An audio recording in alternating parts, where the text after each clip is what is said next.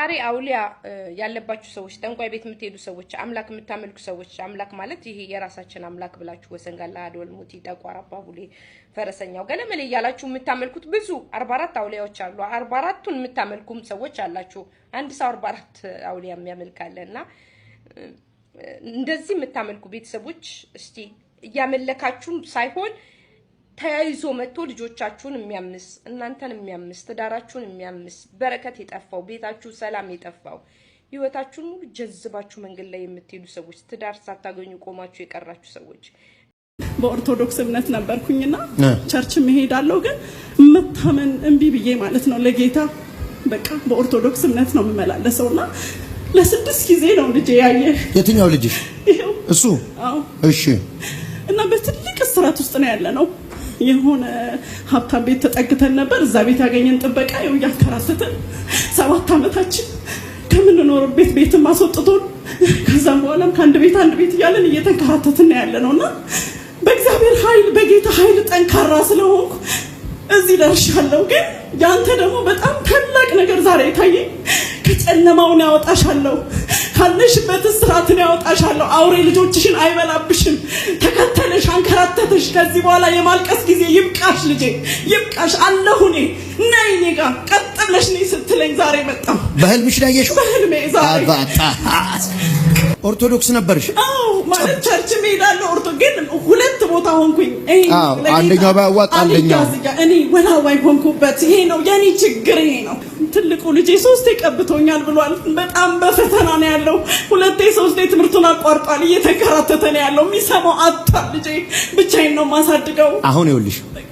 ኢየሱስ ብቻውን ነው የሚያድነው አሜን ሌላ አዳኝ የለም ምንም አታመንጂ የሰው ታሪክ የሚቀይር እዚህ ምድር ላይ አስተዳዳሪ ሆነ አንድ አምላክ ነው እሱም የናዝሬቱ ኢየሱስ አሜን የድንግል ማርያም ልጅ አሜን ላንቺ ኃጢአት የተሰቀለ እኔ እናገራለሁ ትንቢት እነዚህ ክሮች ባሉበት አንገት ላይ ወርቅ ይገባል አሜን ጌታ ኢየሱስ ከመከራተታው አሽለኝታ ያወጣሻል በኢየሱስም የዚህ ቤተሰብ መከራ አንከባለን አሜን በጌታ በኢየሱስም አንከባለን አሜን ኦሬዲ አይታን የመጣችው አይደል ታዛለች ዛሬ ጨለማው አፈራ አሜን ጨለማሽ ፈራ አሜን ያያለው የተወሽ ኮሙኒኬሽን ያቆመ የረሳሽ ሰው አሜን ሲያስታውስሻል አሜን ሲያስብሻል አሜን እነዚህ ልጆች ሁሉ ሲያነሳል አሜን እንደገና ደግሞ ስራ ሳታገኙ ቆማችሁ ተምራችሁ ጨርሳችሁ የቆማችሁ የቀራችሁ ቅዠት የሚያስቸግራችሁ ብቻ ግን አውሊያ የምታመልኩ ሰዎች ማለት ነው ይሄንን ስላችሁ አውሊያ የምታመልኩ ሰዎች በአውሊያ ተሳስራችሁ ተቆላልፋችሁ የመጣችሁ ቤተሰቦች እንዴት ነው ከዚህ የምንላቀቀው ብላችሁ ግራ ይገባችሁ ሰዎች ማን ነው እሱ ምንድነው እሱ አውሊያ ያላችሁ ከራሳችሁ ጋር የምትታገሉ እንዴት መጣ እንዴት እስከ ውስጣችን እናውጣው ብንቶ እንኳን በቅዠት ያስቸግረናል ብንቶ እንኳን ህይወታችን እየተረማመሰ ነው ልጆቻችን እየታመሙ ነው የልጆች አይን ይዛል አይን ይታመማሉ ልጆች ብዙ ጊዜ አውሊያ ቤተሰቦች አሁን አይን ይታመማሉ አላጋባ ዳጋታ ራይካላ ቦሶ አረ ታሪክ ተቀየራለኝ ጌታ አሜን ታሪክ ተቀየራለኝ እዚህ ቤት ማሊፋራ ዲያማሳ በቃ ድህነት በቃ ሐዘን በቃ መንከራተት አሜን ይሁን አለ ወይ እንድቀበኝ ፈልጋለሁ ና እዛ ከተቀምጬ ይመስለኛል በቃ ና ብለህ ስቀባኝ አየሁ ብድግ በል በጌታ በኢየሱስ ስም እግዚአብሔርን ቅባት ላይ ወላ አስቀምጥ ይሁን አለ ሆነ አሜን በኦርቶዶክስ እምነት ነበርኩኝና ቸርች መሄዳለሁ ግን መታመን እንቢ ብዬ ማለት እንግዲህ ቆንጆ የሚስራች ይዤላችሁ መጥቻለሁ አሪ አውሊያ ያለባችሁ ሰዎች ጠንቋይ ቤት የምትሄዱ ሰዎች አምላክ የምታመልኩ ሰዎች አምላክ ማለት ይሄ የራሳችን አምላክ ብላችሁ ወሰንጋላ አዶል ሙቲ ጠቋራባ ቡሌ ፈረሰኛው ገለመለ ያላችሁ የምታመልኩት ብዙ 44 አውሊያዎች አሉ 44ቱን የምታመልኩም ሰዎች አላችሁ አንድ ሰው 44 አውሊያ የሚያመልካለና እንደዚህ የምታመልኩ ቤተሰቦች እስቲ ያመለካችሁ ሳይሆን ተያይዞ መጥቶ ልጆቻችሁን የሚያምስ እናንተን የሚያምስ ትዳራችሁን የሚያምስ በረከት የጠፋው ቤታችሁ ሰላም የጠፋው ህይወታችሁን ሙሉ ጀዝባችሁ መንገድ ላይ የምትሄዱ ሰዎች ትዳር ሳታገኙ ቆማችሁ የቀራችሁ ሰዎች እንደገና ደግሞ ስራ ሳታገኙ ቆማችሁ ተምራችሁ ጨርሳችሁ የቆማችሁ የቀራችሁ ቅዠት የሚያስቸግራችሁ ብቻ ግን አውሊያ የምታመልኩ ሰዎች ማለት ነው። ይሄንን ስላችሁ አውሊያ የምታመልኩ ሰዎች በአውሊያ ተሳስራችሁ ተቆላልፋችሁ የመጣችሁ ቤተሰቦች እንዴት ነው ከዚህ የምንላቀቀው ብላችሁ ግራ ይገባችሁ ሰዎች ማን ነው እሱ ምንድነው እሱ አውሊያ እያላችሁ ከራሳችሁ ጋር የምትታገሉ እንዴት መጣ እንዴት እስከ ውስጣችን እናውጣው ብንቶ እንኳን በቅዠት ያስቸግረናል ብንቶ እንኳን ህይወታችን እየተረማመሰ ነው ልጆቻችን እየታመሙ ነው የልጆች አይን ይዛል አይን ይታመማሉ ልጆች ብዙ ጊዜ አውሊያ ቤተሰቦች አሁን አይን ይታመማሉ እንደገና ደግሞ ይጀዝባሉ ትዳር አይዙ ምናምን ላይፋቸው ያው ላይፋቸው ብዙ ወጣ ወረዳለው ማለት ነው እናቶችን ብዙ ጊዜ በዚህ በአውሊያ ቤት ያሉ እናቶች ጉልበት ተይዘው እግር ተይዘው ጀርባ ተይዘው ቤት ውስጥ የቀሩ እናቶች አሉ ተሳስረው ፍቺ ያጡ ለሐኪም እንኳን ያስቸገሩ ቤተሰቦች አሉ ለህክምና መላቅጡ የጠፋ ቤተሰብ አለ ስለዚህ እነዚህ ቤተሰቦች አውሊያ ያለባቸው ቤተሰቦች ናቸው ይሄ የሚመለክ አሁን የጠራሁላችሁ ጠቅላላ እነሱ ናቸው እናንተ የማታመልኩትም የምታመልኩትም ግን ይመለከታቸዋል የማታመልኩት ለምሳሌ እናንተ ሳታውቁት ውስጣችሁ ሰርጎ ገብቶ ያመጭሳ ልጆች ናችሁ እናንተ ግን አልተከተላችሁትም ቤተሰብ ግን አመጭሳ አርጓል ቤተሰብ ወይ በህይወት የለም ወይ በህይወት አለ በእድሜ ደክመዋል እዛ ቦታ ላይ ሄዱ ይችላሉ ያን ነገር ማድረግ አቁመዋል ስለዚህ ወይ ወደ እምነታቸው አልመጡ ወይ ወደ እዛ ወደ ነበሩበት አልሆኑ ዝም ብለው የውሃ ላይ ኩበት አሟሟታቸው የማያምር ሰዎች ዛሬ በደንብ አዳምጡኝ እናንተ በተለይ ወጣቶች ካላችሁ ለልጆቻችሁም ለቤተሰብም ለዘር ማንዘርም ተተርፋላችሁ መጀመሪያ ደረጃ አውሊያውን ጥላችሁ የምትመጡት ኩታ ገዝታችሁ ነው ኩታ ጋቢ ትገዛላችሁ ኩታ ጋቢ ትገዙና ጫካ ውስጥ የሚኖሩ አለበለዚያ ገዳም አካባቢ የሚኖሩ አለበለዚያ ደግሞ በጣም የደከሙና ትራቅ ብለው ከሰው ወጥተው የሚኖሩ ብቻቸው ለሞት የደረሱ ለሞት ስላችሁ እድሜያቸው የገፋ የደከሙ በቃ ምንላቸው አይነት ሰዎች ወንድም ይሁኑ ሴት ፈልጋችሁ ጋቢ ትገዙና ኩታ ጋቢ ድርብርብ ጋቢ ኩታ ጋቢ ትገዙና እነሱን ሄዳችሁ የቤተሰብ ጣጣ የቤተሰብ ዛር የቤተሰብ ቃልቻ የቤተሰብ አውሊያ የዘር ማንዘር የመጣት ያይዞ ከኛ ጋር አለ እኛ አናውቀውም ግን በቤታችን አለ ህይወታችን ተተረማምሰዋል ብላችሁ ለነሱ ትነግራላችሁ ለነሱ ትነግሩና መርቁን እነሱ ወይ አናውቀውም ሊሏችሁ ይችላሉ ወይ አው ሊሏችሁ ይችላሉ አናውቀውም ሲሉ በቃኛ መመረቅ ስለምንፈልግ ነው በትልቅ ሰው ቤተሰቦቻችን በህይወት የሉም የት እንደምንመረቅ አናውቅም ስለዚህ የምትመረቁት አመጭሳና ቃልቻ ቤት ነው የምትመረቁት ወይ አውሊያ ቤት ነው የምትመረቁት ስለዚህ እዛ ላለመመረቅ ትልቅ ሰው ጋር ሄዳችሁ ነው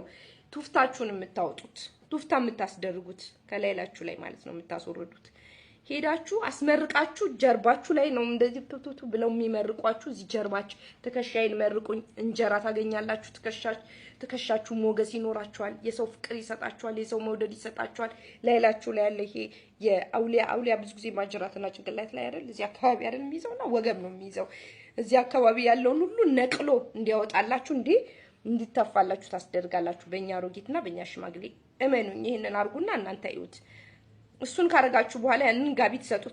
ታለብሱና ተመርቃችሁ ወደ ቤታችሁ እናንተ ስታስመርቁ ግን ለልጆቻችሁ ለወንድሞቻችሁ ለምናምን የሁሉንም ቤተሰብ የምትፈልጉትን ቤተሰብ የዘር ማንዘር ብላችሁ አስመርቁ ለሁሉም ነው የሚደርሰው ይሄ ወንድም እህት እንኳን ለብቻ ማድረግ አይጠበቅባችሁ ከዛ ውስጥ ግን ሁሉም አለመፈለግ አለባቸው ያንድ ሰው የሁለት ሰው ፍላጎት ብቻ ሆነ ለራሳችሁ ከነ ልጆቼ እንዳይነካኝ ከዚህ በኋላ ላልደርስበት ብላችሁ ነው ማስተፋት ያለባችሁ ለቤተሰብ ሁሉ ደግሞ ከዚህ ነገር የሚወጡ ቤተሰቦች ከሆኑ ደግሞ ለቤተሰብ ሁሉ አለበለዚያ እናንተ አስተፍታችሁ ለነሱ ሁሉ ብላችሁ እነሱ የሚከተል ከሆነ አይወጣም ከዛ ቤት ውስጥ ህይወታችሁ ሁሉ ነው የሚታመሰው ስለዚህ እናንተ ታስተፉ ጠይቁ የማይፈልገውን ቤተሰብ አጣርታችሁ ነው የምታስተፉት ማለት ነው ከዛ ቤታችሁ ትመጡና ይሄ እንግዲህ የአውሊያ ቄደር ነው በደንብ ስሙ እኛውን ቄደር የምንለው አለ አይደለ አዲስ አመት ሲመጣ የምንጠመቀው ጥምቀት አለ ንጹህ ለመሆን አዲስ ሰው ለመሆን ወደ አዲስ አመት ስንተላለፍ አዲስ ለመሆን ቄደር የሚባል ጥምቀት እንጠመቃለን ስለዚህ አዲስ ለመሆን የአውሊያ ቄደር የሚባል አለ ከአውሊያ ወጥቶ ወደ አዲስ ህይወት ወደ አዲስ ማንነት ወደ አዲስ ሃይማኖት ከዛ ከተበላሸው ወጥቻለሁ ጸድቻለሁ ስትሉ ወዴት ትመጣላችሁ? ወደዚህኛው ሃይማኖት ልትመጡ ስትሉ ቄደር ይባላል። የነሱ ስማቸው ስሙን ወስደውት ነው እንግዲህ ቄደር ጥምቀት ይባላል የነሱ።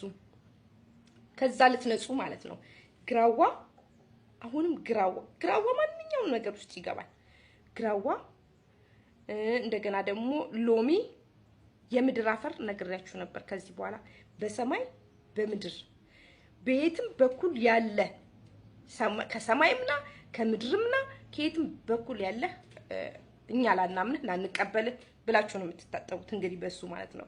የምድር አፈር ማለት ከመሬት ውስጥ የወጣ የምስጥ አፈር ከመሬት ውስጥ የወጣ ምስጥ አፈር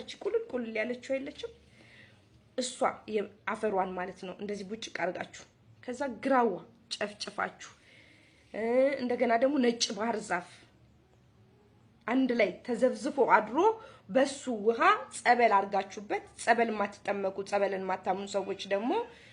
ውሃ ጀሪካን ውሃ ገልብጣችሁበት በሱ ሙሉ ሰውነታችሁን ትታጠባላችሁ ማለት ነው። ነፃው ከዚህ በኋላ ወጥቻለሁ። ምንም አውሊያ ተከታይ አይደለሁም። የትኛውንም እምነት ተከታይ አይደለሁም። እኔ የፈጠረኝ የሰማይ የምድር አምላክ የፈጠረ የሰማዩ ጌታ ነው ማቀው፣ እናንተን አላውቅም ብላችሁ ልጆቻችሁንም እራሳችሁንም ታጸዳላችሁ፣ ትታጠባላችሁ። ታጥባችሁ የት ትሄዳላችሁ? ቸርች ከሆነ ቸርች፣ ቤተክርስቲያን ከሆነ ቤተክርስቲያን ትሄዳላችሁ፣ ጸድታችሁ ማለት ነው። ከዛ ምንድነው የሚሆነው? ከዛ ቤተክርስቲያን ንስሐ ትገባላችሁ። ለነብስ አባት ችግራችሁን የነበራችሁበትን ላይፍ አሁን ጸድተን መተናል፣ ቆሽሸን ነበረ፣ ሌላ ታሪክ ውስጥ ነበርን ብላችሁ ለነብስ አባት ተናገራላችሁ ማለት ነው። ነብስ አባታችሁ ያንን ሁሉ የሚሰጧችሁ የራሳቸው እምነት አለ፣ የራሳቸው ቅጣት አለ። እሱን ይሰጣችሁ። ቅጣቱን ጨርሳችሁ አንድ በግ ትገዙና ፈትፍታችሁ በፊት ለምሳሌ ግብር ለአውሊያ ይገበራል። በግ ይታረዳል። ቦረንትቻ፣ ጥቁር፣ ግንባሩ ቀንድ ምናምን እየተባለ የከለራቸው አይነት ሙሉ ጥቁር ይሆንና ወገቡ ላይ ነጭ ያለ መቀነት ያለው ግንባሩ ደግሞ ልብ ቅርጽ ያለው ምናምን በግ እየተባለ የየሃይማኖቱ